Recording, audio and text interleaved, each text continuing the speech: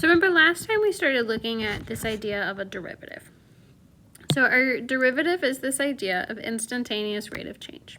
Remember that we began with just our average rate of change formula, which is f of b minus f of a divided by b minus a, which is the slope of the secant line. However, in mathematics, we also talked about at the beginning of the semester that the average rate of change is not super powerful. It doesn't allow us to get exact moments of time, exact values for anything that's not just a linear function.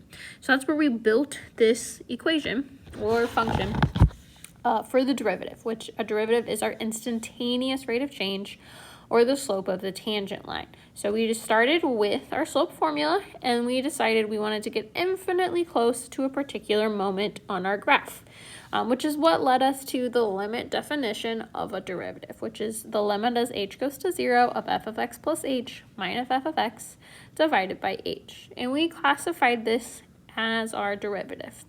Now we didn't quite talk about it, but there are a couple of different notations that we can see with our derivative. The first, if we're given a function of f of x, is going to be f prime of x. If we're given a y, then it would be y prime instead. Both of those represent the derivative. So we built out this equation with a limit, and now we want to utilize that for a function. I give you the function x squared minus 9. So we are wanting to find the derivative, which means that we are looking for the limit as h goes to 0 of f of x plus h minus f of x divided by h. Again, this is like a formula, okay? So I'm just plugging into this formula. The thing we do have to be careful about is until we have evaluated our limit, that limit symbol is going to have to be carried throughout our problem. Now, f of x plus h, remember, does not mean multiplication. It means that I am plugging in an x plus h into my function. Anywhere that we have an x, we're going to replace that with an x plus h. I am then just subtracting what our original f of x was. Now, this is still a limit. I'm building out a limit. So remember, my goal at the end of the day is to utilize direct substitution. It's a little bit hard to tell what we would get on top right now, but I do notice that we would get a 0 in our denominator, which is not great. So we're going to go ahead and try and simplify that numerator sum to see maybe if we could utilize direct substitution. I'm going to go ahead and multiply out that x plus h quantity squared. So we would have x times x gives us x squared. We would have an x times an h, and then an h times an x. So we would get 2xh plus h times h, which gives us h squared. Minus 9, still minus that original function. Well, hopefully we can see that that starts to be a little bit more helpful because I have an x squared minus an x squared and a negative 9 minus a negative 9, which when we're taking a derivative, using the limit definition of a derivative, is going to happen a lot of the time. So on top, we're left with 2xh plus h squared divided by h. Now that's a much nicer function that I could use direct substitution for. However, notice that if we use direct substitution, we would plug in the 0 for my h, okay, because it is as h goes to 0, but 2x times 0 is still 0, plus 0 squared is still 0.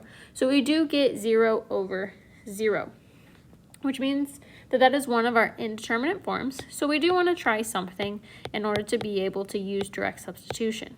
Hopefully we notice that both of our terms on the top have an h. So if we factor out an h, we can then reduce,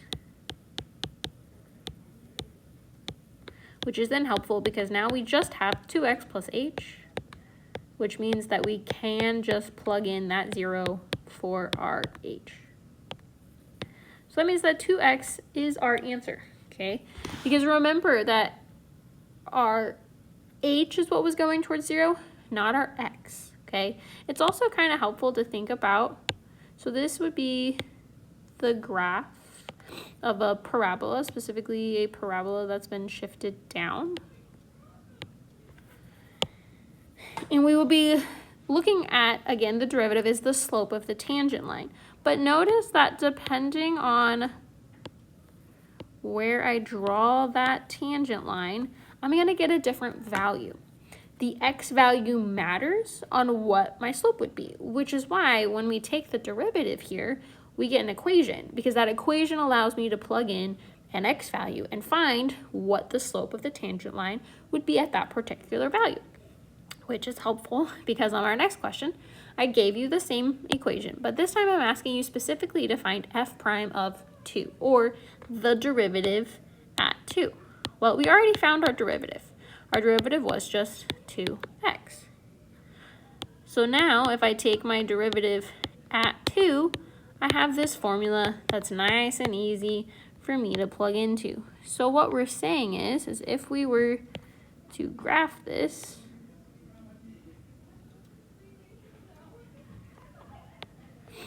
and we were looking at, again, this is just a rough sketch, but roughly at 2, our slope here would be 4, specifically at that point. Now, the nice thing is that now I have a slope, okay?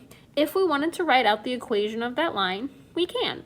Remember that the two things that you need when writing out the equation of a line are the slope, which we just found. Again, I gave you the same equation, and I asked for the slope of the tangent line, or sorry, the equation of the tangent line at x equals 2, and that's what we just found our slope to be. And we need a point. Well, I gave you an x value. Remember that to find a point, I just need to plug back into my original equation. 2 squared gives us 4. 4 minus 9 gives us -5.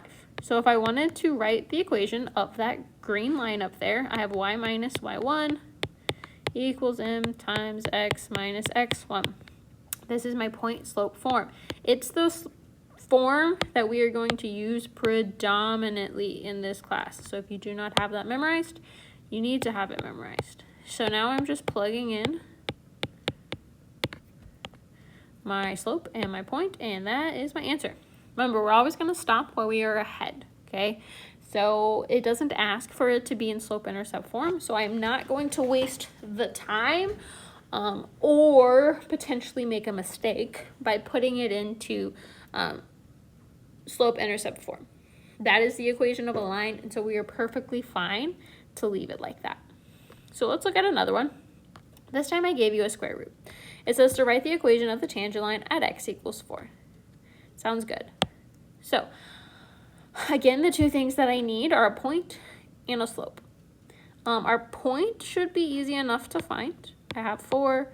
I can plug in 4. 4 plus 3 gives me the square root of 7 minus 1. That's going to be my y value. It's not a great y value, but it's also, not a bad y value. But the other thing that I need now is my slope.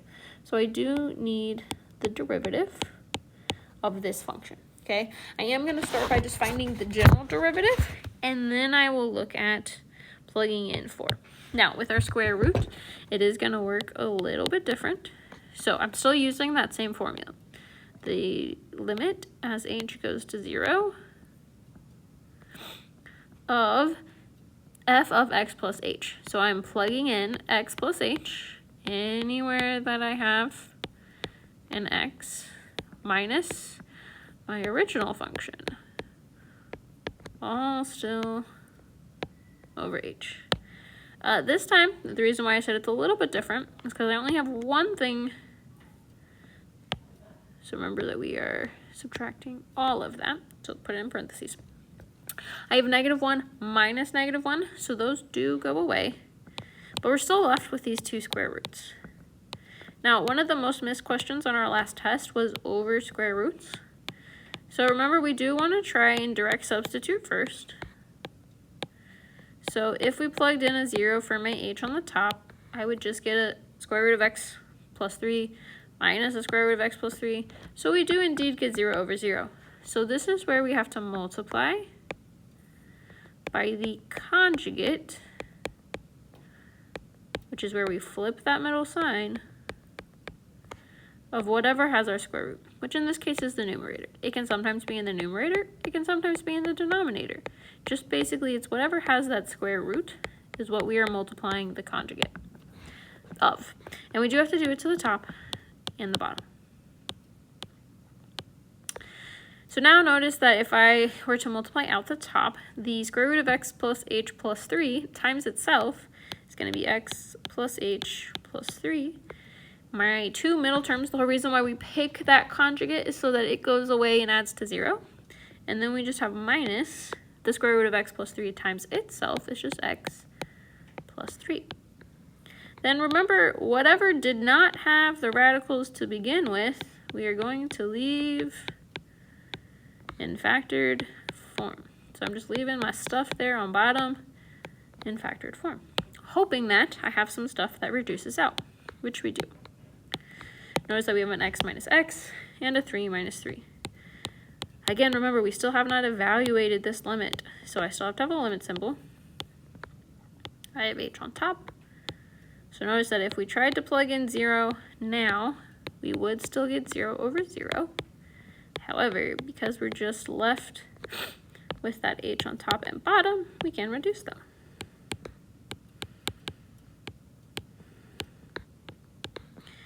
And hopefully by now you might be thinking, this is a very long process. And it is. This is just for one square root. It also wasn't super short just for our quadratic either. Don't worry, there is light at the end of the tunnel. Okay, for the most part, we're not going to use this limit process to find derivatives. We're using it now just to kind of give us an idea of what that limit process would look like. But 99% of the time, we're going to use some of the different formulas that we're going to learn later on this week.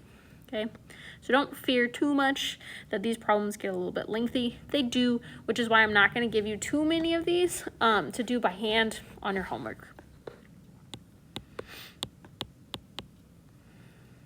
So now we can plug in 0 because hopefully we notice that I would get square root of x plus 3 plus another square root of x plus 3. So I get 2 square roots of x plus 3, which is just my general equation of a derivative. If I specifically wanted it at 4, which is what we're needing, because again, remember my goal at the end of the day was to write the equation of the tangent line. If it just said to find the derivative, then that 1 over 2 square roots of x plus 3 would be my answer.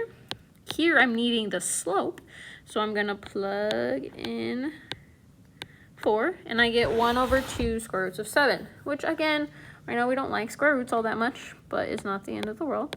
So plugging in again, so that y minus y1 equals my slope times x minus x1. And now that would be my answer. And especially when we get something that has square roots in it like this, I'm really not trying to simplify that. Okay, so that's a basic idea of what we could do to find our derivative.